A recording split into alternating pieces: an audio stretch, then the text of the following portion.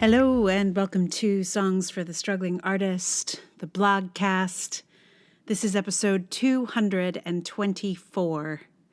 And if you are a dedicated Songs for the Struggling Artist listener, you maybe know that we usually put this podcast out. I usually put this podcast out on Mondays, but it is now Tuesday, and I am recording this podcast a day late. What happened? You may be wondering, you dedicated and time-aware listeners. I had a migraine, is what it is. And it was the kind that did not allow for being upright.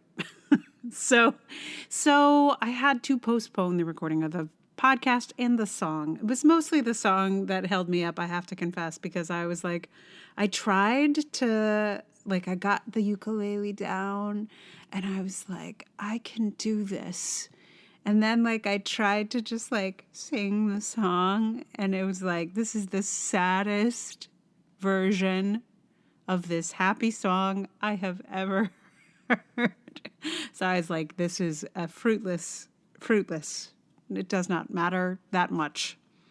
So the podcast is a day late because I was not well. But I'm fine now, and so here we are for podcast 224.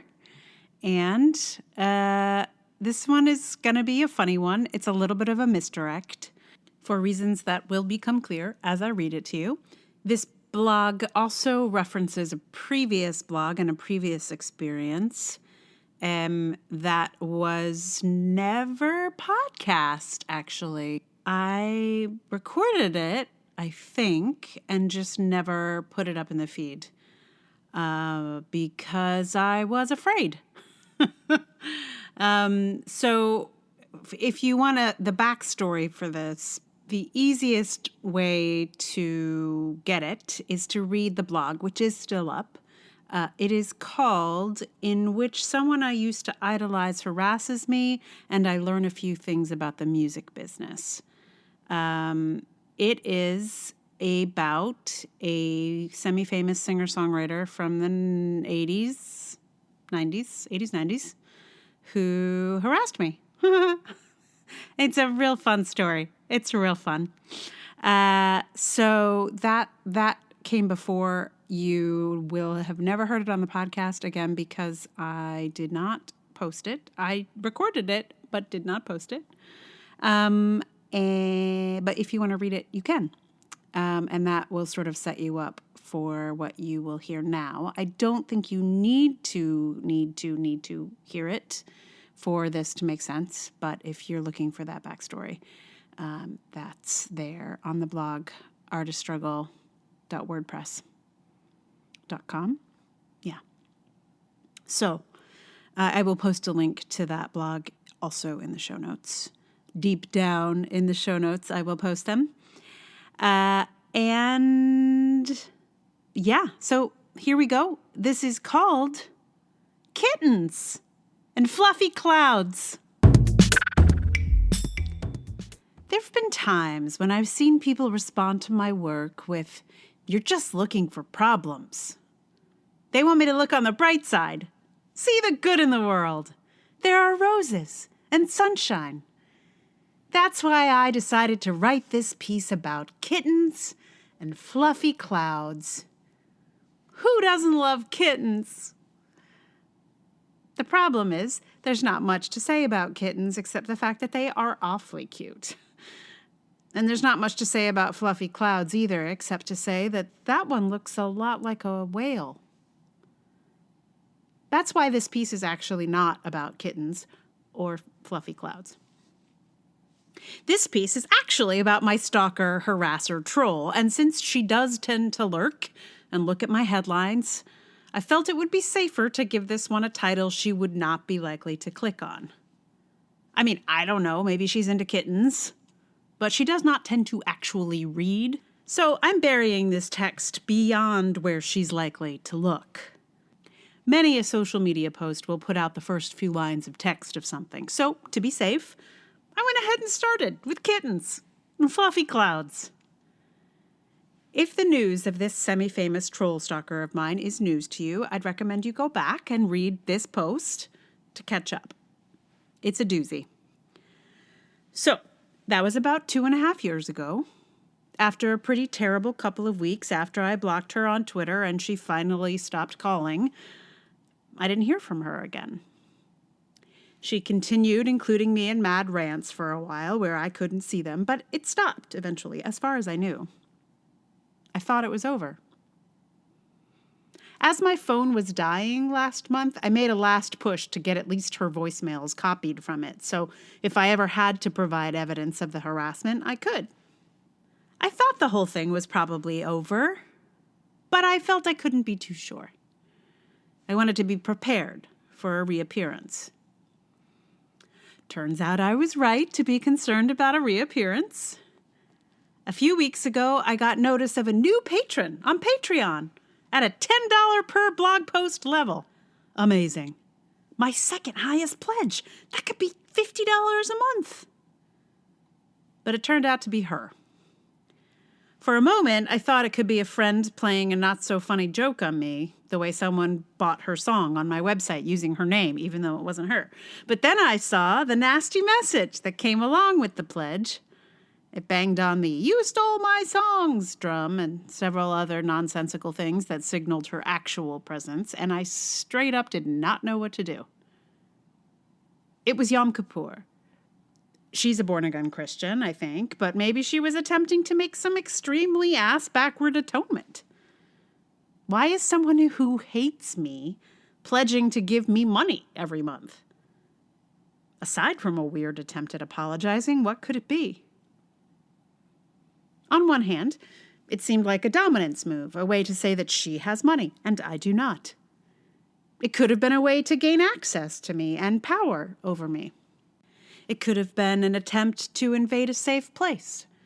It could have been an attempt to target my income. Maybe she was planning to cancel the payment right as it was about to charge to pull a nice financial rug out from under me. I asked around, and no one seemed to be able to guess what her game was. I have no way of knowing what her thinking was, which is hard for me because I like to understand why people do things. But I have learned that trying to figure that out is a fool's errand. Since my initial experience with her, people came out of the woodwork to share their horror stories with me about their experiences. Tales of her not paying her musicians, harassing people selling her used CDs, forcing someone to stand in a garbage can, and much, much worse, which I have promised not to publicly divulge. No matter how much I could have used the money, I knew I had to block her. I know from my own experience that there is no rationalizing with this person. The guys at the company who helped me with the licenses tried to explain to her how licensing worked, how this aspect of the business went, and found themselves surveilled and vilified as well. As I watched well-meaning people try to appeal to her reason or humanity last time around, it started to become clear how impossible that would be. It would be like trying to have a reasonable conversation with a tornado made of jellyfish.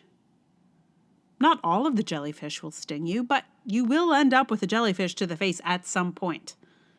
And certainly the tornado will never stop to listen to what you have to say.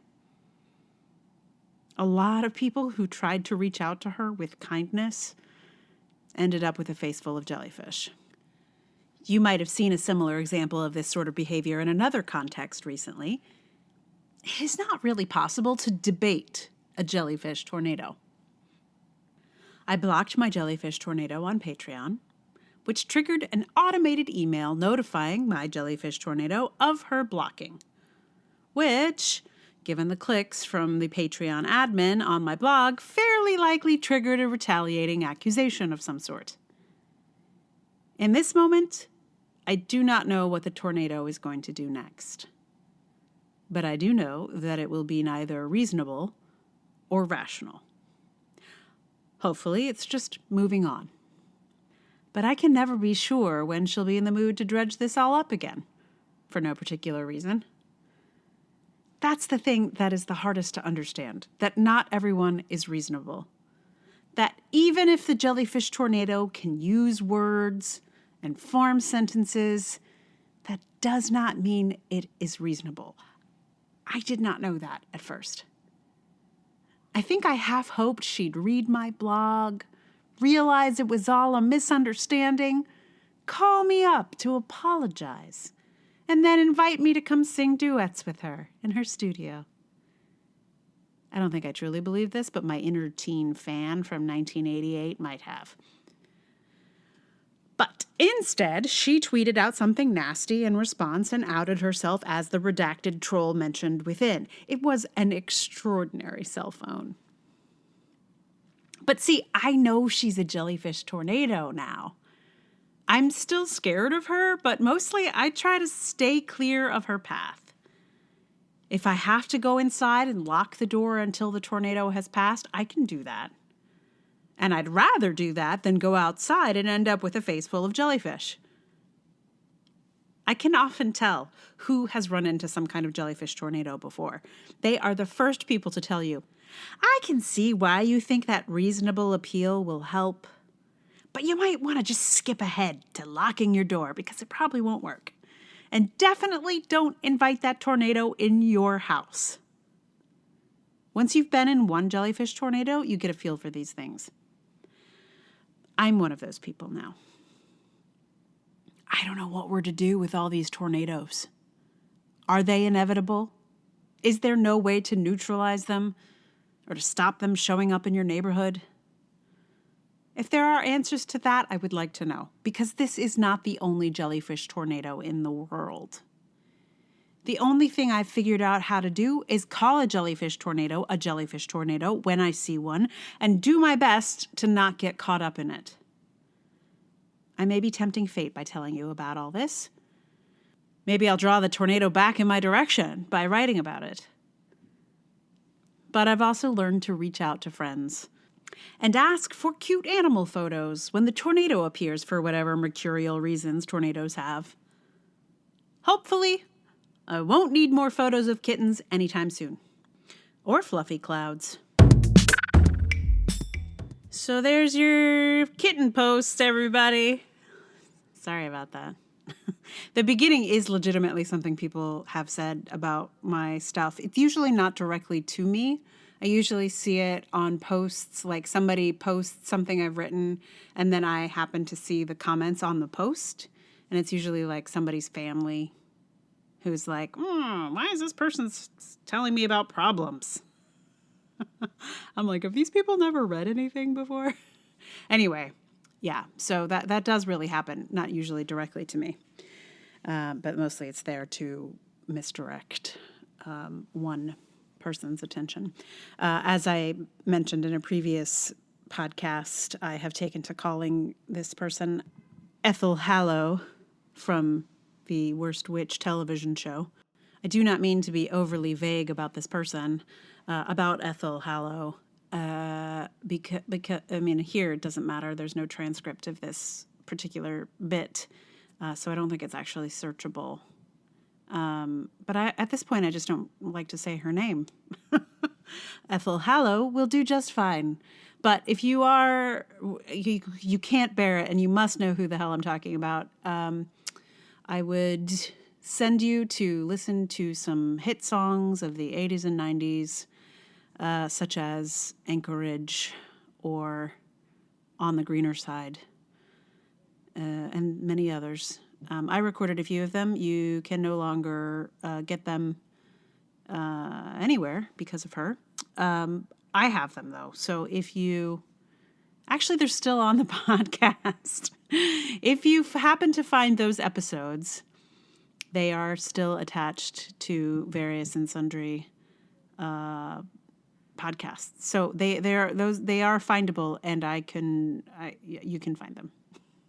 You can hear me sing those songs that I recorded of hers. It just takes some digging. Luckily, that's digging she has not yet done. I'm fully within my rights. However, anyway, blah, blah, blah. Ethel, hello.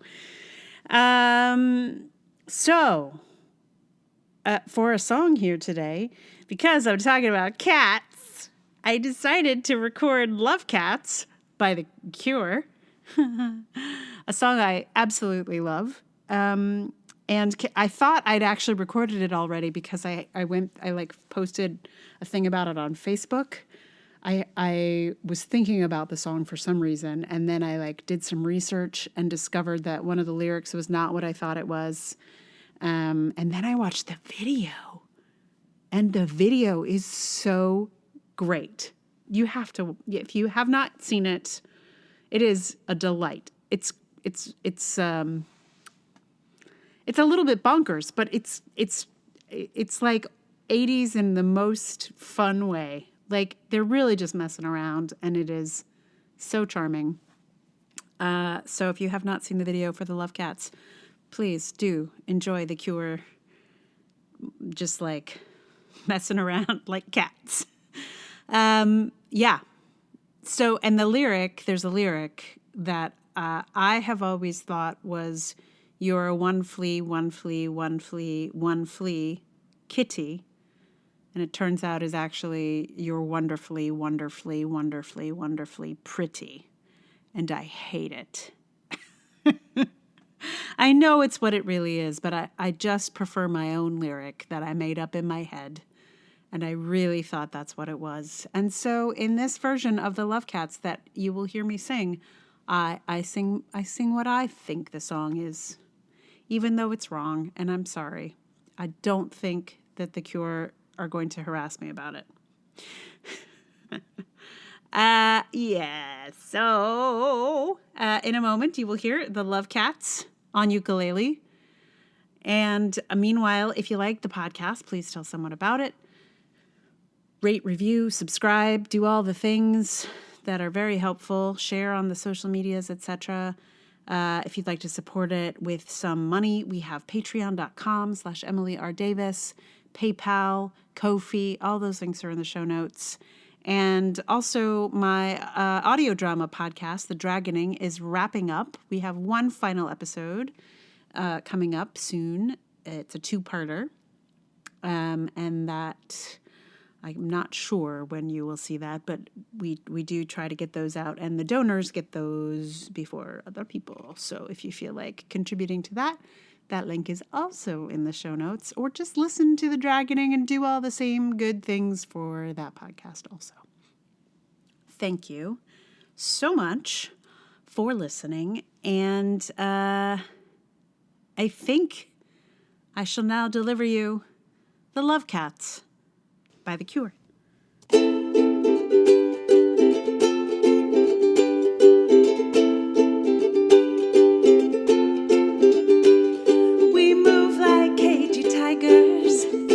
Closer than this. The way we walk, the way we talk, the way we stalk, the way we kiss. Slip through the streets while everyone sleeps, getting bigger and sleeker and wider and brighter. Bite and scratch and scream all night. Let's go and throw all the songs we know into the sea. You and me, all years and no one heard. I'll show you in spring, it's a treacherous thing. We missed, you hissed the Love Cats. Love Cats. You're one flea, one flea, one flea, one flea kitty. You know that I'd do anything for you. We should have each other to tea. We should have each other with cream. Then curl up in the fire